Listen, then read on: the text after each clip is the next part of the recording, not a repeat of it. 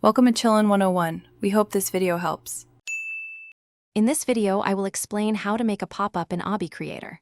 First, open your Obby Creator game in Roblox Studio. Ensure your Explorer and Properties windows are visible for easy access to game elements. Next, locate Starter GUI in the Explorer and insert a new Screen GUI object. This Screen GUI will be the container for your pop-up. Inside the Screen GUI, add a frame which will act as the visual background for your pop-up message. Now let's design your pop-up. Select the frame and use the Properties window to adjust its size, position, and background color to your liking. You can center it or place it anywhere on the screen. Next, insert a text label into the frame. This is where your pop-up message will go. Customize its text, font, and color. Finally, add a text button inside the frame.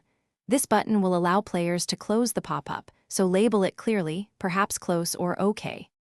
Time to add some functionality. Insert a local script into your text button.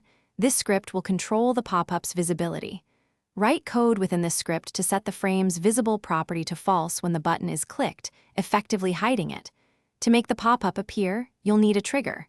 Insert a part into your workspace and add another local script to it. This script will make the frame visible when a player touches the part. With the pop-up designed and scripted, it's crucial to test everything thoroughly. Playtest your Obby in Roblox Studio to confirm that the pop-up appears exactly when and how you intend it to.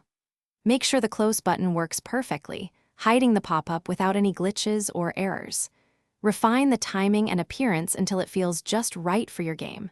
Before you go, remember to check the description below for a link to the simple path to wealth and other helpful deals that might interest you. Thanks for watching. Consider subscribing if we helped you.